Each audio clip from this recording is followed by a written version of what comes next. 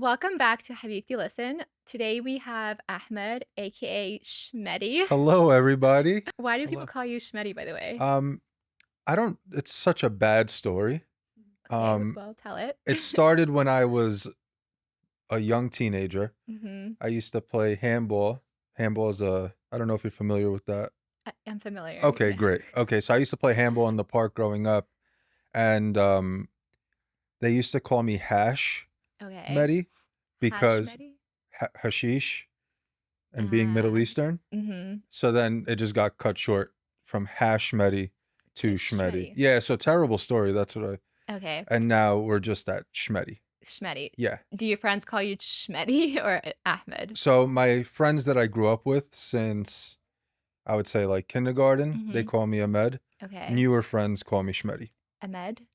Yeah, they don't say They don't know. Ahmed. They don't know how Yeah, to they say can't. Ahmed. Yeah, because then they get stuck. They go Ahmed. Ahmed. Yeah, and I'd rather I'd rather be called nothing than My that. brother's name is also Ahmed, Okay. and I call him Ahmed just to be annoying. Yeah. Yeah. Does he like that? I don't think so, Oh but yeah, I like, wouldn't either. But but I'm the annoying older sister that's okay. like, "Hey, Ahmed." Yeah. Hey, Ahmed. Yeah. Yeah, I don't really like being called Ahmed, so I'm just like, let's dumb it down for you Let's and do just call me Shmeddy.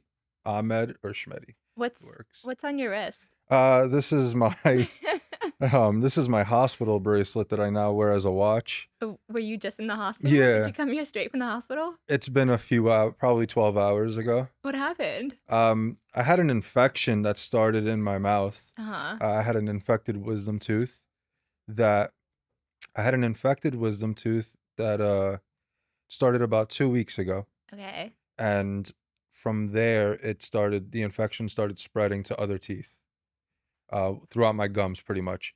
And yeah, I went to the dentist because after the Uh-huh. infection a few days started Yeah. to spread, it like blew up my face like a balloon. I saw that picture. Yeah, it was pretty bad. Yeah. So I went to the dentist, they couldn't do anything. They gave me some antibiotics, Yeah.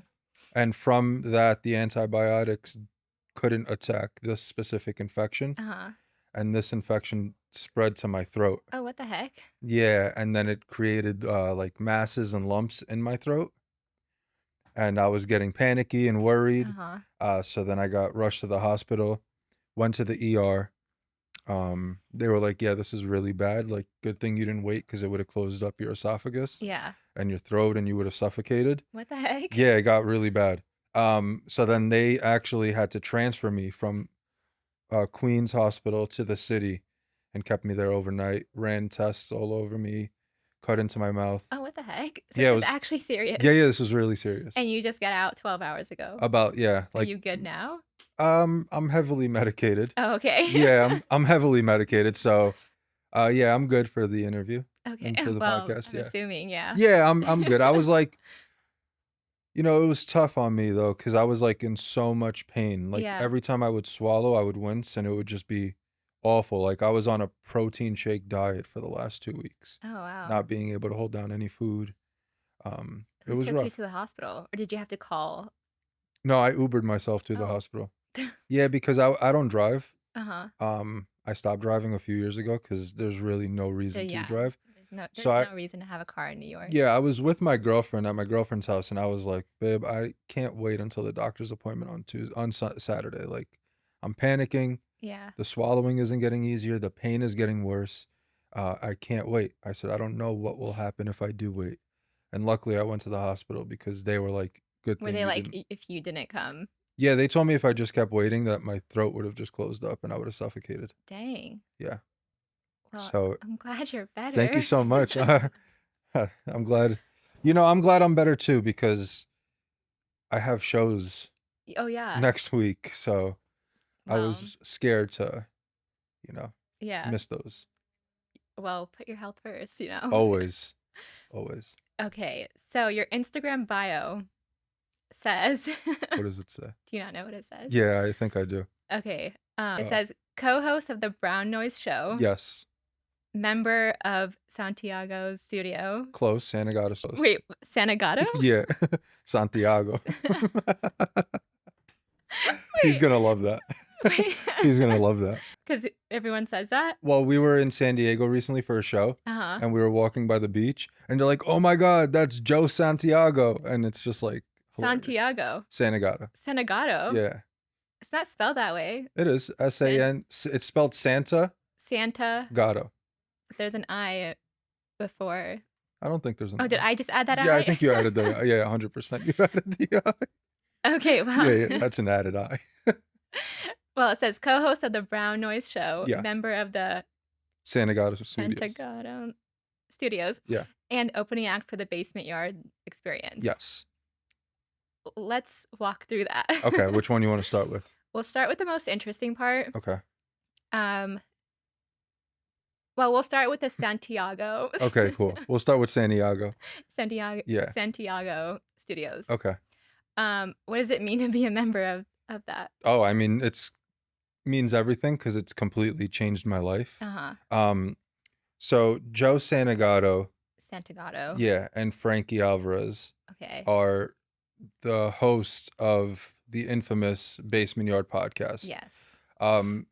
Joey created Santagato Studios so we could do like YouTube videos and games and challenges. Why isn't it the Alvarez Studios? Because it all, even the Basement Yard podcast, like everything started with Joe Santagato himself. Okay. He started with like doing Santagato Tuesdays, like his own YouTube channel from the moment he turned like 17, 18. Oh, wow. And How old are they now? 33 they're turning. Dang. Yeah. So he's been in the game. Like Joey is actually one of the first people to really do YouTube and really do podcasting. He kind of was on the trends before they were really, so it really started with just him. Okay. And Joey kind of brought his friends along with him for the ride. And I happened to be one of the lucky people that he chose because he found me funny. Oh, nice. Is the Basement Yards under, is it Basement Yard or Basement Yards? The Basement Yard. Okay, is the Basement Yard under Santagato Studios? Santagato Studios? Yes. It's is part Brown Noise under? Not yet. Not yet. Maybe one day. Maybe one day. Maybe one day. But right now, you know, get on that, Joe. Get on that, Joe. But right now, you know, we're just trying to kind of build that up so that way I could bring it to people and be like, hey, listen, this could go bigger than it is right now.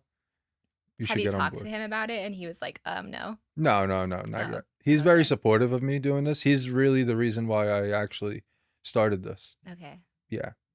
But you asked me what does it mean to be a member of Santagato Studios? Honestly, everything. I kind of went away from that question. But it means everything because I worked in finance for 10 plus years. I started in finance for when I was 20 up until about a year ago. Okay. And I've always been in videos or in a podcast with Joey for years. Okay. But it was sporadic. Like it would be a little bit here, long break, a little bit here, long break. But I would say about 2 years ago, 2023, was when he was like, dude, you need to be in this more. They really enjoy you. Yeah. Your energy and everything, like we need you in the videos more. So from that moment, they brought me on. And you quit your finance job? I quit my finance job when I started the tour. Oh, nice. Yeah. How long ago did that start? The tour? Yeah. Last year, January 2024. Oh, nice. Yeah. Okay. So let's get into the Basement Yard experience or the podcast. There you go, yeah. So for those of you who don't know, the Basement Yard is a very popular podcast. It's hosted by Joey Santagato. Yes. And Frankie Alvarez. They're two very funny guys. I've never watched a full podcast episode, but I've seen enough clips on TikTok to know that they are hilarious. Yeah. And I think what's the best about them is not only are they funny, but they're also very smart and witty. Yeah. So they're quick and smart. And like when you have I've noticed that. I'm like, how? Yeah.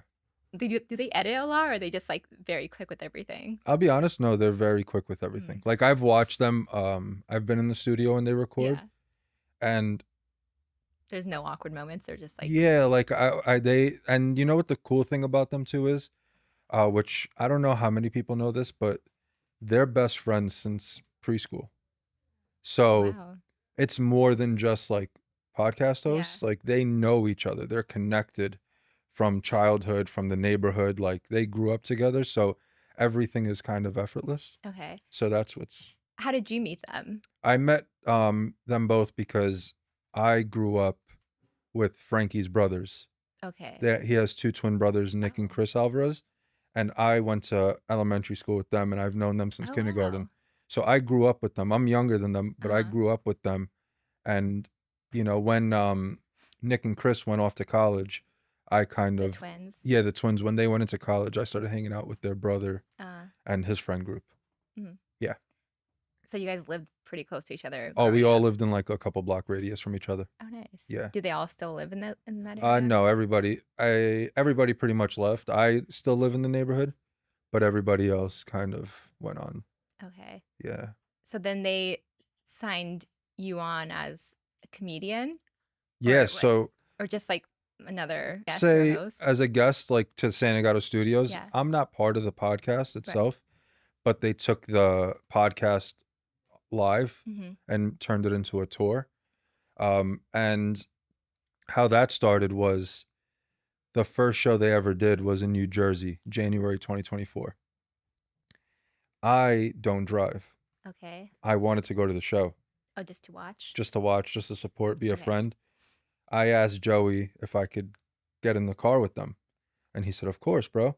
So when I went there, I guess they realized they needed more hands-on, like as an assistant, help with the merch, help bringing family members back to backstage. Just like backstage Yeah, stuff. just little things like that.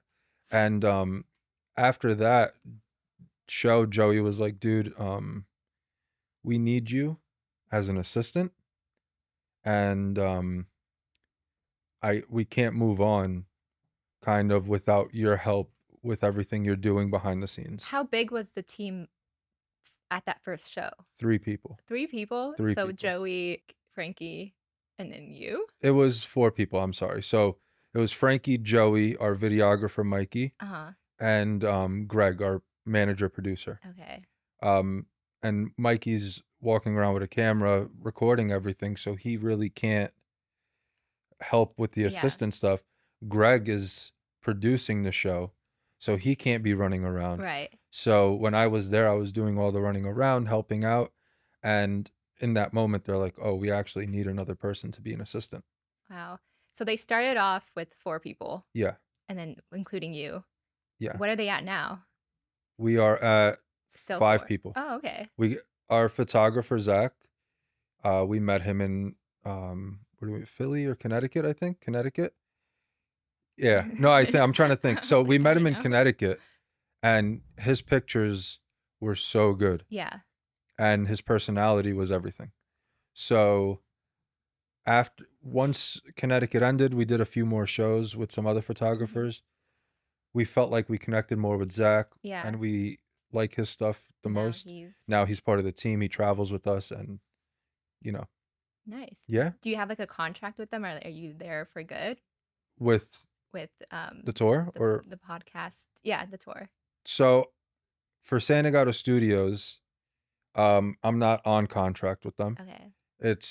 But they verbally were like, you're coming with us for every show. Oh, for the tour, I'm on contract. Yeah. Oh, okay. Yeah. But like when I do the videos with them, that's just all love. Okay. Yeah, that's just best friends being there for each other. Yeah. Like, number one, they have a huge platform. Yeah. So it's like being there in those videos. How many followers do they have? For Basement Yard? Yeah. Over 1 million. Instagram is like 1 million. TikTok's like a couple million. But just being in the videos, be like that kind of builds your own name. Yeah. Kind of gives you that audience that you didn't have access to before. So like, we don't even need to give me a contract for that. I'm just grateful. You're just grateful to be involved. But yeah, tour, we worked something out because I had to quit my job to do this. There was no way I could do both my job and travel. Like it's not feasible. So do they pay you for the videos, or it's for No, it's just love. Exposure. Okay. Yeah, it's just love and exposure. Like, there was never really a conversation had about that. Like, I never went up to them because none of it really took time away from me. Yeah. You know, so you would have hung out with them either way. Yeah, like I've been doing it, so I'm not gonna. There's no need to, just because I'm doing it a little longer. There's no need for us to even have that conversation. Yeah, you guys have performed all over the country. Yeah. Ireland, Scotland, and Vancouver. Am I missing anything? London too. Oh, London, yes. Yeah.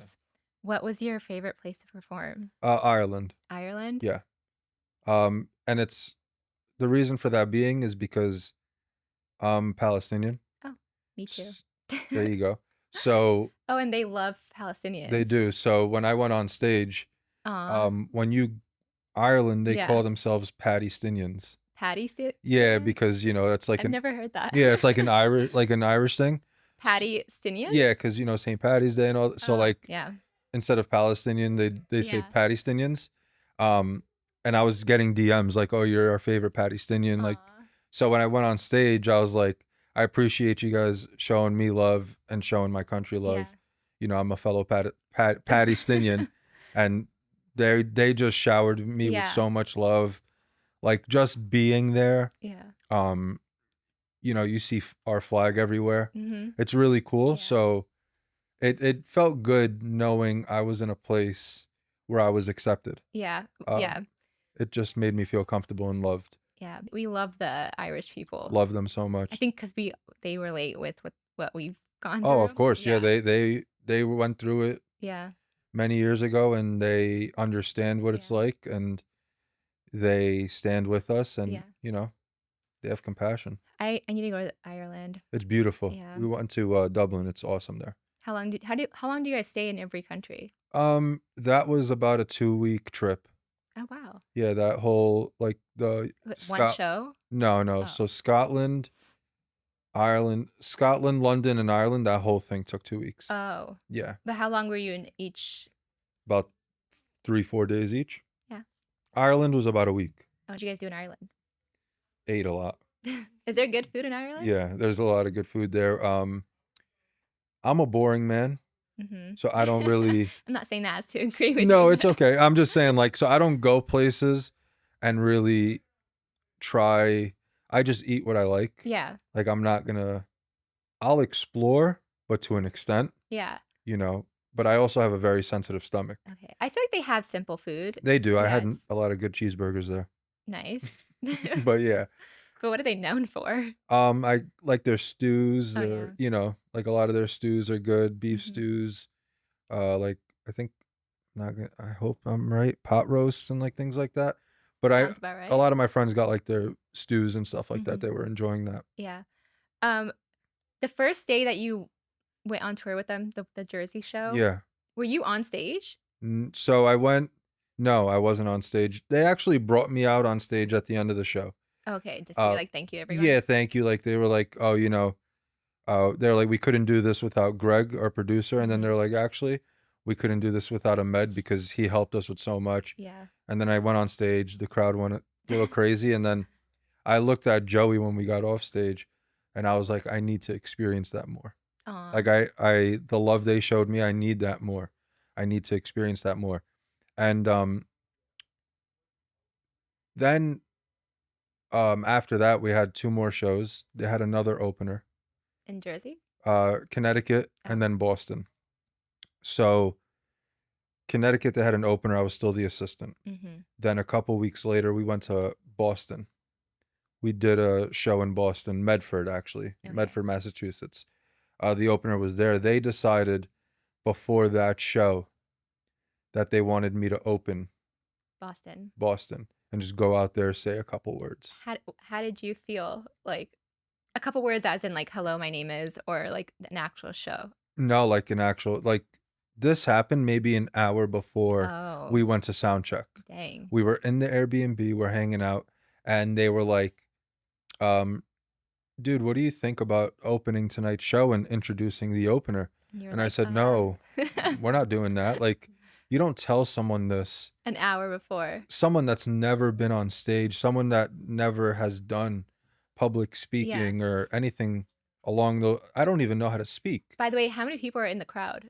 For that show, Yeah. 3,300. Wow. Yeah, exactly. So I was, I was very scared and nervous, and it's like you don't do that an hour before the show. I don't have anything written down. I'm not. I don't do this. Like, I'm a finance bro. Yeah. So an hour before the show, then we wrote something quick, a couple of lines. They're like, go out there. I didn't say anything. I just went on stage, ran out there and just screamed, yeah, 30 times. And I was like, I'm actually shitting my pants on the stage right now. Like, I'm not. You said this out loud? Out loud. Like, my intrusive thoughts You're like, were I spoken. don't know what I'm doing. Yeah, they were spoken out loud. And then I introduced the opener, got off stage, and that was my first time ever on stage. And you're like, I have to do this again. I have to do this again. So after that show, I became the opener for the tour. Okay. So I was going to ask, do you ever get nervous before you're going on stage? But obviously, yes. Yeah, I mean, I feel like when you're nervous, it's just a reminder that you're meant to be where you are. Nerves, you could view them as a negative thing, but it's a more than, it's a positive thing. Yeah. It's always a positive thing because nerves, like when you're nervous for something, I feel like part of you knows you belong here. Yeah. But also my nerves stem from like my best friends are giving me an opportunity of a lifetime for their platform. Yeah. Don't go out there and mess it up. Right. So I give it my all. Nice. Since then, has your openers been like longer or better or funnier? Yeah. So when I first started opening for them, it was more of a hype man thing. None of it was comedy based. Go out there, get the crowd warmed up, energy. Yeah. That was my main thing. July 2024, I went back to my birthplace, Chicago, Illinois. We had a show at the iconic Chicago Theater. And there is 3,400 people in the crowd. About a week before the show, the guys told me that they wanted me to try stand-up comedy. So they wanted me to write jokes. I'll bring it to Joey. We'll work together on the jokes. Oh, they had to approve. Not even approve. I just don't know how to write stand-up jokes. I've never done it before. I'm very new to the stage. So Joey, he's been in comedy his whole life pretty much. So he was like, we'll work through this together. So I showed him it. He helped me like kind of reword things such as like punchlines, like how to set them up and things like that. And I went out there and performed it in Chicago for the very first time. And what's cool is when I first started opening for them, my time was 5 minutes. Oh. Only 5 minutes on stage. And now? 20 minutes. Wow. Yeah. Look at you. Yeah. So and now I write all my jokes. Like today, like to this point, I write all my jokes myself. Joey doesn't even look at them anymore. He trusts me. I go out there, I perform them. If I feel like they don't do well, I take them out, but I try to write a new joke before every show. So do you have a script, or is it just you kind of have an idea of what you want to say and then you just go out there and... So when now I have an idea of what I'm going to say, and it's better that way. Last year, when I did do stand-up comedy, it was a script. I had the same set the entire year from July to the end of the show, end of the tour. Yeah.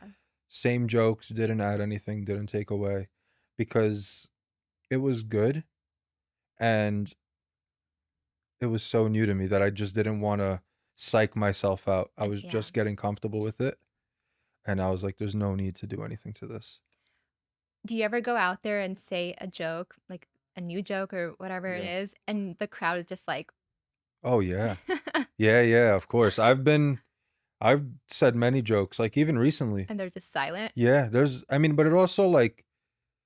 They should know to pretend to laugh. But it's, you know what it is too? It's, there's different things that happen, right? The way the room is set up. Yeah. The joke could suck.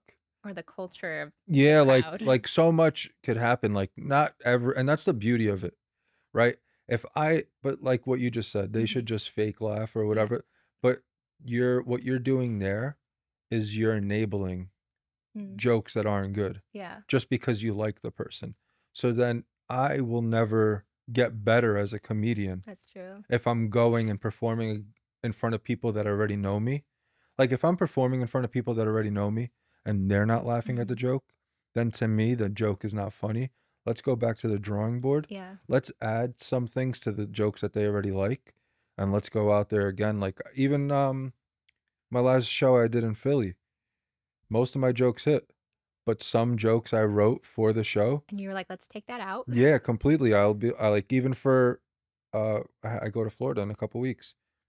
Took out the jokes that I didn't like. You know, I'm writing a new joke about the hospital. Yeah. You What's the joke? Let's hear it. No. Why? No. Because it's not fully written. Okay. But I'm because it just happened 2 days ago, so I don't have like a full joke, but I'm trying to like talk about how like I went in there for like a cracked tooth and ended up being put in a stretcher and transferred to another hospital. Like just, and I think what's really good about jokes is how you perform them, right? Like a joke doesn't have to be the funniest, but if you could act it out and if you could exaggerate it a little bit and you could add some keywords that make it funny, the joke could be amazing. So it's not easy, and it's not easy to do it because there's times where I say a joke and the joke it doesn't hit. Say like a joke could work in this city, and then the next city doesn't work. So maybe the joke isn't bad, but maybe the crowd just didn't like it. Yeah. You know? You never know. You never know. How long is the actual show in total? About an hour and 40 minutes. Oh. 2 hours. Okay. Let me think about it. So I go out there for about 15 to 20 minutes. There's about a 10-minute break. So show starts normally at 8:10. By 8:30, I'm off the stage. There's a 10-minute break. 8:40, you guys get on. They're not. No, it's about 2 hours plus. Yeah. When they get on, is it the same? Like, are they saying the same things every time? It's a great question. The jokes that they say, they keep some jokes. Okay. But it's the same as their podcast.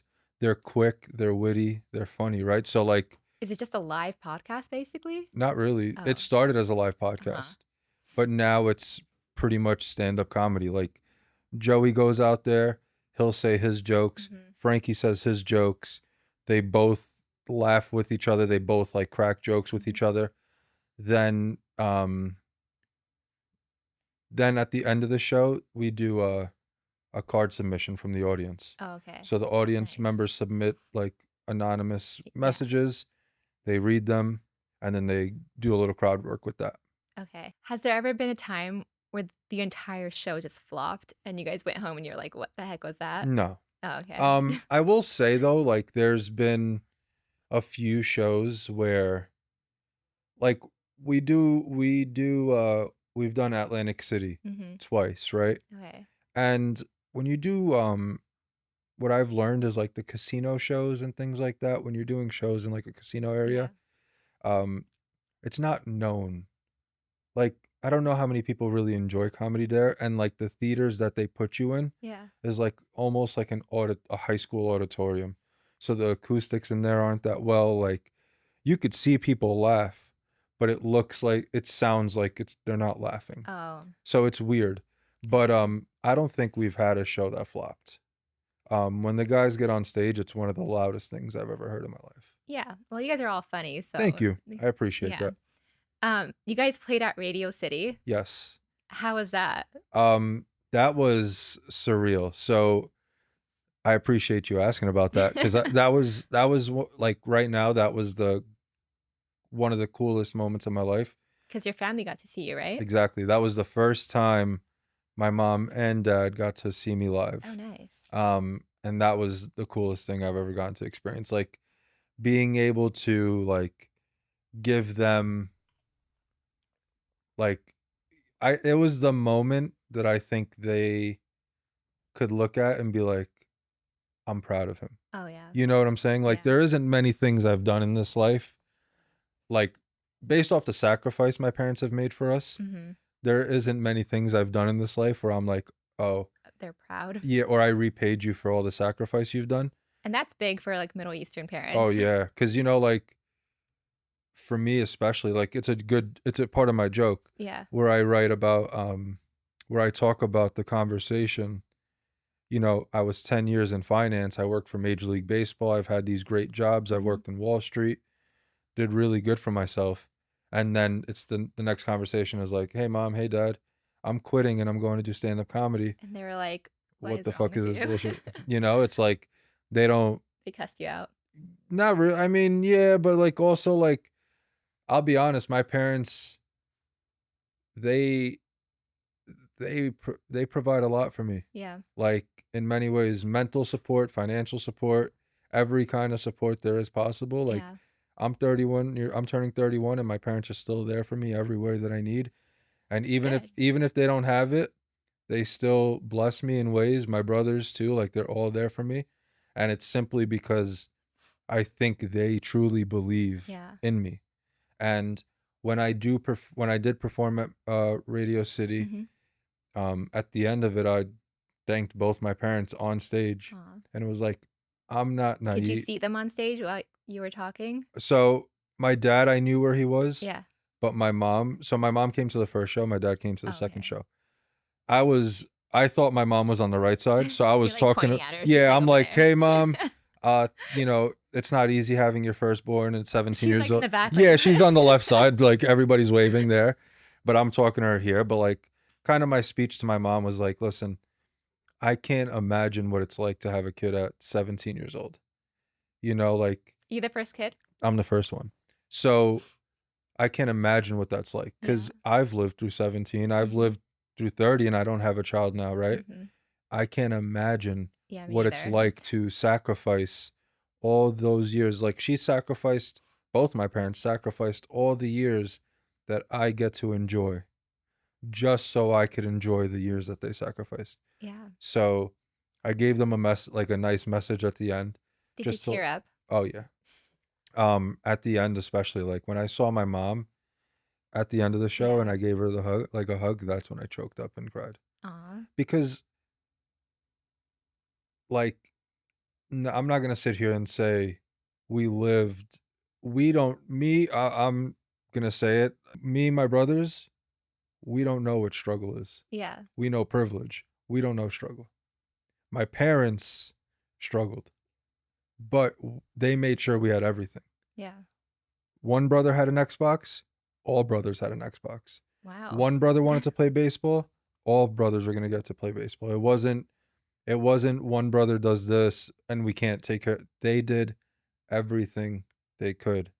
We grew up in one of the nicest neighborhoods. Like we lived such a great life thanks to them. Like, yeah, we had to share bedrooms when we were kids. Like we had to do things like that, but that's nothing. They did whatever they could. They did, my dad worked 3 jobs, had 1 day off a week just so we could live the life that we did. He missed so much of our childhood. Yeah. So we could enjoy, what we did. So like the goal for me, my mom is great. My mom's good. She made a good way for herself. But my goal in this life is to make sure my dad understands what retirement is. That's my goal. It's a good goal. Thank you. My family kind of is the same situation where they would have done anything. It's just what parents do for their children. Do you feel like you've made it now? No. Well, you are playing Madison Square Garden in November. Yes, it's a month away. Congratulations. Thank you so much. Yeah, it's actually, what's today's date? October 10th. 10th? Okay, so it's in November 13th. So in a month I'll be at Madison Square Garden performing in front of 15,000 people. 15,000 yes. people? Is that the biggest one? That is the biggest one by far. Dang. And that is 2 Radio City shows. Wait, how many shows for Madison Square Garden? 1. Oh, okay. Yeah, so when they texted me, we were doing Madison Square Garden. Was that not decided before, or you find out like as you go? No, that was decided before. Before tour started, I knew. Oh, and they just didn't tell you? No, they told me. Oh, okay. I found out like when we all found out. Okay. It just, when everybody else found out, wasn't it was they found out at a later date than the people performing. Right. But I cried. Like, I cried for many reasons. Yeah. I cried because this is a moment that could change my life forever. This is a moment that, another moment that my parents could be in the crowd. Mm-hmm. And this is another I hope I made you proud moment. Yeah. And above all, though, the fact that Joey and Frankie are so big that they could get any comedian in the world to perform at Madison Square Garden for them. But they picked you. They picked me. And they never, since I opened for them the very first time, they made a promise to me that I will be their opener until the end of tour. And they've stood by me through my ups and downs, through the shows that I haven't done well at. Yeah. They literally, they could do it. They're good friends. They're good. They're just good people, right? Yeah. Like, even if our friendship wasn't there, if something happened to our friendship, they're just people of their word. And that to me is like, they take care of everything. They take care of everything. They pay for my flights. Joey and Frankie, they set us up at nice Airbnbs. Wow. They really like the life. You guys don't all stay together? We all stay together. Oh, okay. Yeah, we don't leave. Like, we go to dinners together. We do everything together. Like, including Joey and Frankie? Oh, yeah. They take us out. They literally, like, we're going to Florida next week. Joey got every single person fast pass tickets to Universal Studios. Wow. Like, we're doing that all as a team. Like, they are not the type of people that them two are going to go out and we stay back. Oh, yeah. Especially if the team is, like, so small. Like, yeah, but the team could be 30 people. And they would still do it? Yeah, it's just who they are. That's just, and this isn't like a kiss ass moment. Yeah. Like, they've shown me with action, not just words. And that to me has been everything. Who did you meet first, Joey or Frankie? Frankie. When did you meet Joey? I've known Joey since about the same time as Frankie, but it's just, when I got cool with Joey was when my friends went to college. Oh, okay. I see. We've known each other, but when I became friends with them was when they went to college. Who are you closer to now? Yeah, sure. I would say it's, I don't know.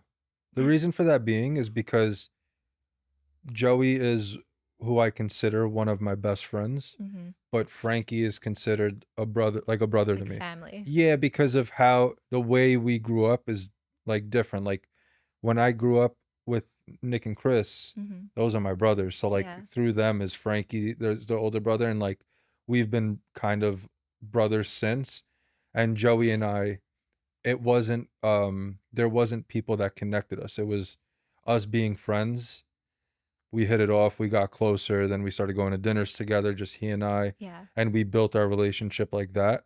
So it's a different type of relationship. Like, and it's not me trying to It's not me trying not to pick and choose. It's just So you don't have a favorite? No, I don't have a favorite. I can't.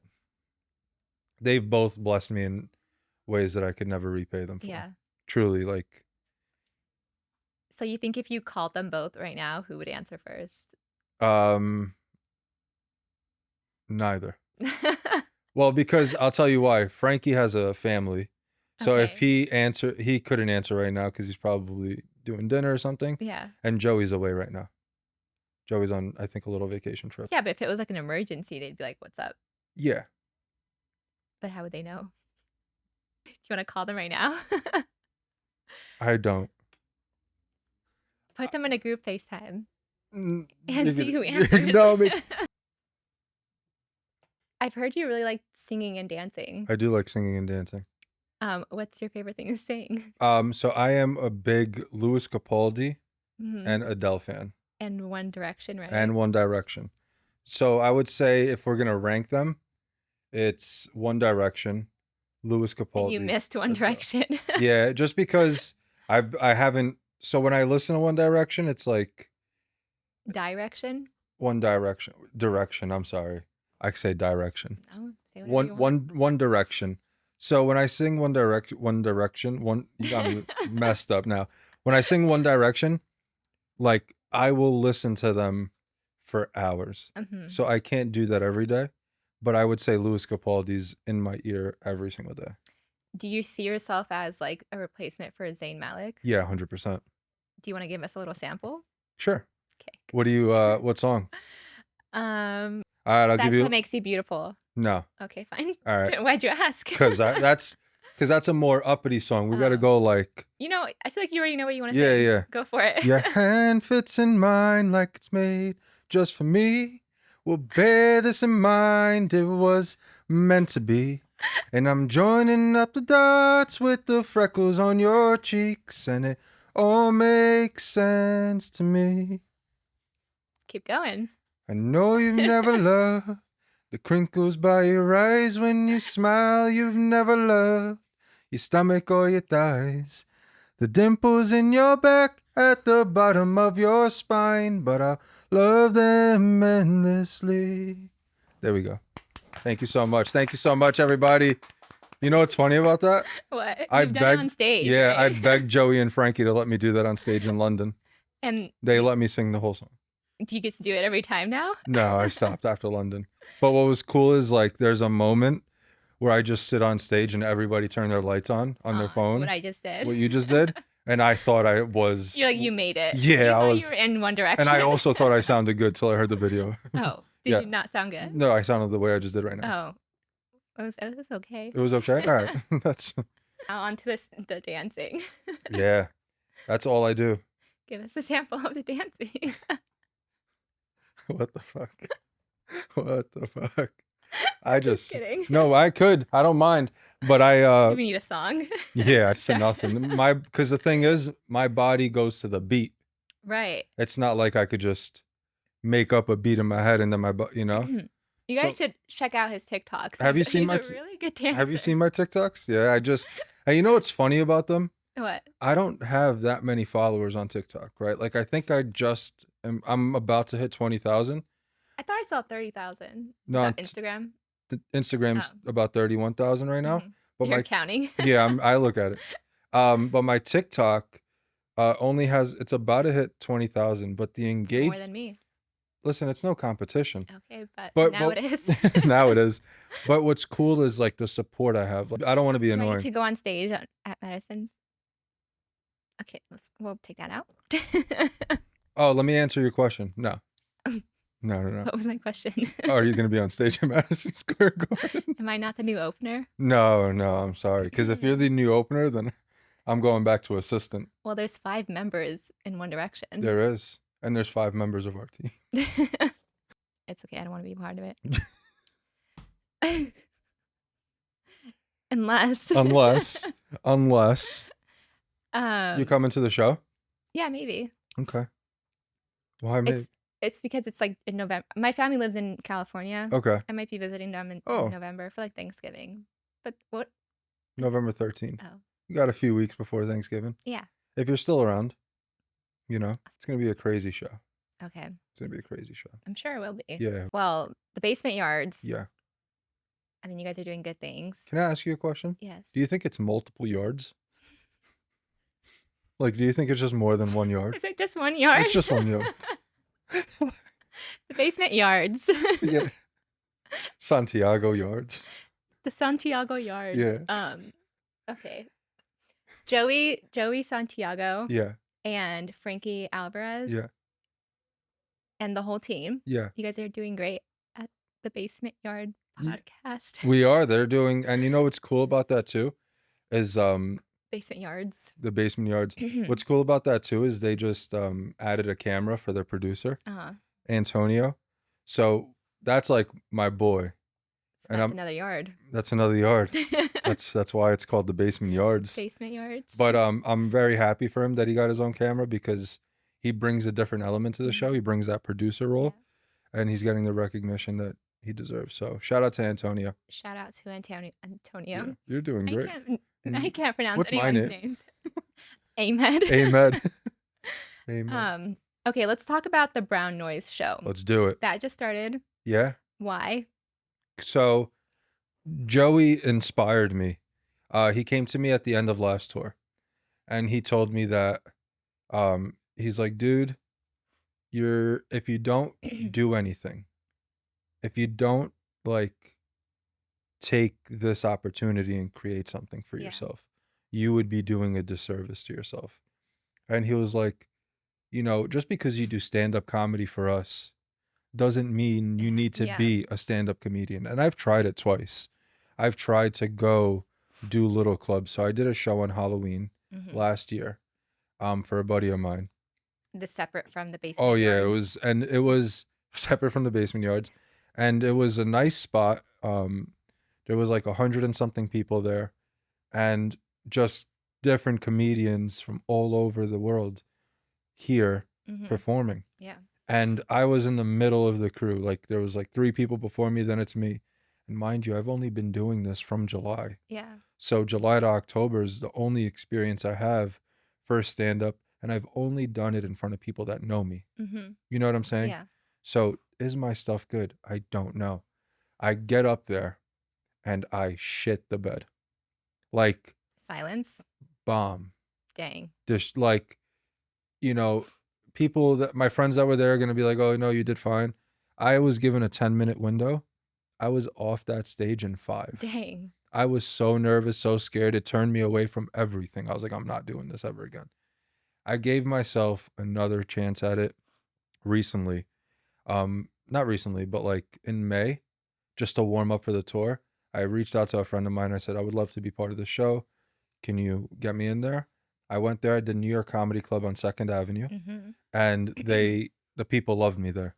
And it was just like, I went out there and no friends. I told no one about the show. My girlfriend took me there. She wanted to come in. I said, please let me go and do this one. Like, I need to show up for me. Yeah. And I don't want anybody to be there to tell me that I did good.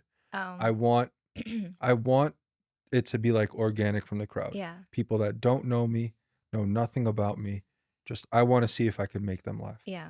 When that show was over, people came outside when I was outside and they're like, dude, you were amazing. You were amazing. And then from that moment, I was like, all right, this is great. Then tour started. But back to Brown Noise. This is what you asked me. Yeah. But also, even the best comedians, like, flop sometimes. Oh, like, yeah. It's not. But the thing is, I don't have the strongest mentality. Yeah. Like, I'm not one of those people that is like, oh, like if I fail, or if I get knocked down, I don't just bounce back up. Yeah. It takes a while. Yeah, it takes a while. So last year when the tour ended, Joey asked me, he's like, he didn't ask me, he's like, you need to do something. So after that, I reached out to my buddy Yazan, fellow Falastini. And we met in Chicago when I performed stand-up for the first time. Oh. And he brought me a lot of sweets from like a pastry shop, like a Falastini pastry shop. And it was everything. That was the first day you met him? First day I met him. So he was like, please be my friend. Yeah. Not even like that. Like we were talking a little bit through Instagram and he came and he brought me that. And I was like, how the hell am I going to bring this on a plane? Our flight got canceled due to, I think, if you remember correctly, last year, all the airline systems got shut down or like hacked or whatever. Oh, yeah. Something happened. I was in Europe and we couldn't. We were in Chicago, so we had to road trip from Chicago. So luckily, we had the sweets in the car and we were just munching on them. And I brought them home to my dad and my dad loved them. And from that moment, he and I became really close friends. So I reached out to him and told him that, so I was a Twitch streamer. Right. I streamed on Twitch a lot. I have a great community there. I was, doing great on Twitch, but it was a lot for me to do Twitch and the tour at the same time. So I became very inconsistent. But Yazan was like, he was also doing Twitch. So a lot of my people started supporting him and watching him. And I loved that for him. Yeah. So when I started seeing that. You're doing the same thing that the Basement Yards did to you. Yeah. To Yazan. Kind of. I don't like to say that because smaller scale, but like smaller. Yeah, exactly. But he's also very entertaining. He's really good at what he does, and he's very tech savvy too. So he knows how to edit. He knows how to do all of that stuff. Helpful. Very helpful. He's very good at that stuff.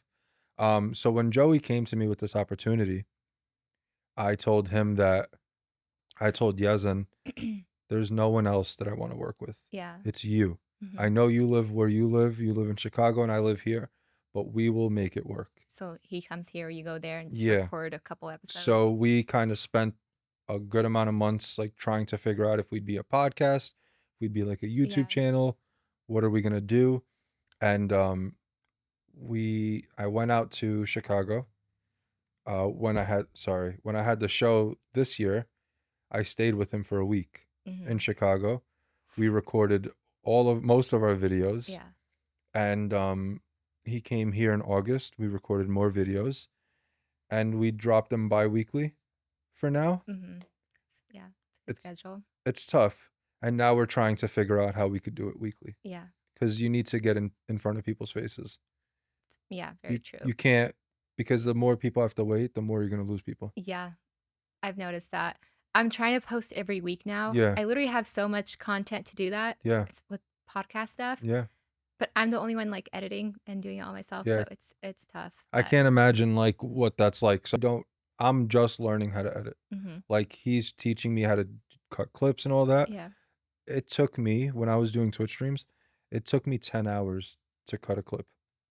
I didn't know where to start. I didn't know how to do it. I didn't know, like, how do I make this video TikTok worthy, or like make it fit in frame and cut here, cut there, and this and that. It's just, there's more to it than screen recording and posting. Yeah. You know what I'm saying? There's so much more to it. So salute to you for cutting your clips. And I saw your page. You have a lot of clips. Yeah, you have a lot of clips. You have more clips than we do. Oh. No, but it's and you're doing that yourself. So good for you. Like, thank you. Phenomenal. It's gonna take, things don't happen overnight. Yeah. But the goal is, I'm getting pretty good like views and that's important. A lot of people interacting now. And that's important. Are you posting on TikTok? I'm posting on TikTok, Instagram, YouTube, Shorts, that's great. Spotify. Yeah. All of it. That's awesome. Yeah. You want to just get in front of everybody as much as you can. And truly, like, that's where I lack. Okay. That's where I lack. Yeah. Well, we'll get better through with time. Yeah. And you guys seem like you're doing good so far. Yeah, I'm lazy, so we pay an editor to do it. Oh, nice. Yeah. Okay, well, thank you so much for coming on my podcast. Thank you for having me. It was awesome. This is really cool. I appreciate this. I like the setup. And this is going to be fun. I can't wait to see it. Yeah. And we'll see you at Madison Square Garden. Do you want to do a little shout out and have people come? Yeah, so Madison Square. The Basement Yard Experience is coming to Madison Square Garden. Yards. The Basement Yards Experience. Really quick, you know what's funny about that? I used to go on stage and be like, welcome to the Basement Yard Live Experience. And they're like, dude, stop saying that. Yeah, just stop saying that. But New York, we're coming to Madison Square Garden, the Basement Yard Podcast, The Experience, Madison Square Garden, November 13th. I'm pretty sure the show is sold out. Might be a couple more tickets out there. So go get them. Don't forget them. And we'll see you there. It's going to be a banger. Thank you for having me. Of course. I appreciate it. Say bye, everyone. Bye, everyone. Should I cut that out? Yeah. Yeah. Can I drink some water? Yeah. Right. You don't have to ask for permission. Okay, cool. Cool. I don't really go on podcasts that much. You're like dying of thirst. We'll take a 30-second break. So I've heard you. Sorry, I just burped. You got this. Like, the numbers I'm doing on TikTok, like,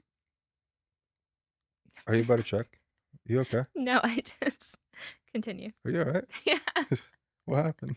I just glitched. Oh, okay. It's all right. We all glitch. I glitch multiple times a day. Okay. And it's just like I do the little dumb try. What? You good? Someone glitched over here. I don't know. No, I was putting on lip gloss and he was like talking and he was like, oh, no, it's okay. I could have used the beard trim before this. Yeah. Did you say yeah? What the fuck? What's under that hat? Oh, nothing. Nothing? No. Is this going to come out before Madison? Do you think everyone that's watching is going to be watching my podcast? Are you going to be tagging me in the clips? Yeah. And I'm going to be reposting them? Okay, then I won't mention it. That's just because I don't want to ruin it for Madison Square Garden people. I understand. I appreciate that.